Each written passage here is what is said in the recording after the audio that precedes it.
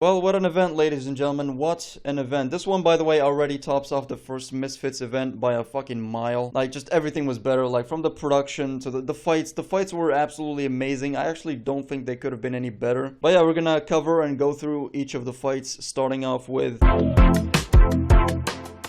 Now, DDG was robbed, I'll say it. I did watch the fight, alright, so don't come at me with that fucking... Oh, did you even watch the fight? Yes, I fucking did. And yeah, he won at least the first and the third round. I guess the second round could be up for debate, but there's absolutely no way he didn't win. These judges, they were passing a blunt around or something when they gave the win to Halal Ham. That being said, though, it was a great fight. They both pulled off a great performance. It kind of just sounds like I'm talking about King Kenny versus Sensei at this point, except with the names swapped with DDG and Halal Ham. But yeah, great fight. It's just that the judges could have definitely done a better job at judging. I never actually knew that Ashley could be a guy's name, but yeah, this fight was a contender for fight of the night, if I'm being honest. I guess Anthony Taylor was bound to win this, despite him being like 4'1". This was just an impressive fight, honestly. This was genuinely enjoyable to watch. There's a couple of rumors going by that Anthony Taylor might fight KSI. He called him out at the end of the fight, and I think he deserves it. I mean, Anthony Taylor would definitely be able to beat both Swarms and Pineda easily. I mean, this guy's good. He would definitely give KSI a run for his money. But yeah, fair play to both. It's kind of impressive on Ashley's part because he is a musician and he just went 3 rounds, brutal rounds against somebody with way more experience than him. Somebody who's just generally more skilled. I respect it a lot.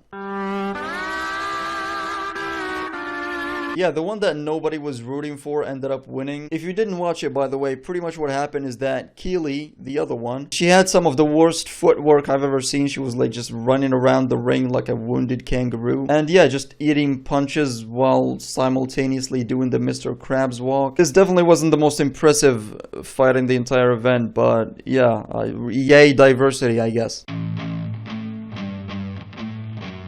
Nobody, and I mean absolutely fucking nobody, expected that by the first round of this fight, it was going to be JMX that's on the floor. He got clipped by a very good counter, as you can see right there. And I think it's very clear that JMX way underestimated Ginty, as most people did, including myself, to be honest. I mean, he literally looks like a 7th grader. But the guy turned out to be much more of a dog than anybody could have expected, honestly. I mean, really, JMX had pretty much every advantage that you can name. By the way, JMX did win by knockout at the end, the very end of the last round. But honestly, the fact that Ginty was such an underdog in this fight, everybody underestimated him. Nobody expected him to even make it past the second or even the first round. Honestly, this is a Ginty W in my opinion. I don't know if you guys remember what Ginty said in the weigh-in between him and JMX yesterday. He said something that was accurate. No, I don't, because it's not going to happen.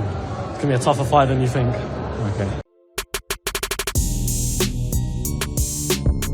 It's so hard not to be a fan of Slim, man, honestly. Like, everybody predicted his victory, and he did win by the end of it, but it wasn't in the way that we all expected. They had 4 rounds, and by the 3rd round, Ryan's entire face looked like it was having a period. I think we can all agree that Ryan Taylor pulled off a much more impressive performance than most people expected. You could barely see his mouth from all, like, the blood dripping from his face. And he kept walking forward, man. He kept walking forward. He got hit with some shots that would have dropped most people, breathing through all that fucking blood in his face. This guy's a warrior. I mean, people like to say, like, it's kind of funny, most people like call him like a fake roadman. He might just be a real roadman, I'm not gonna lie. This guy is fucking tough. This is obviously the fight of the night, and it is the fight that should have been the main event in my personal opinion. It's kind of unfair that this wasn't the main event. But yeah, fair play to both.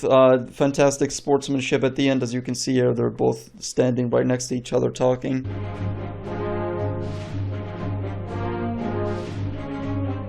Now, if you watch this fight, you know that Cherdleys was very obviously robbed.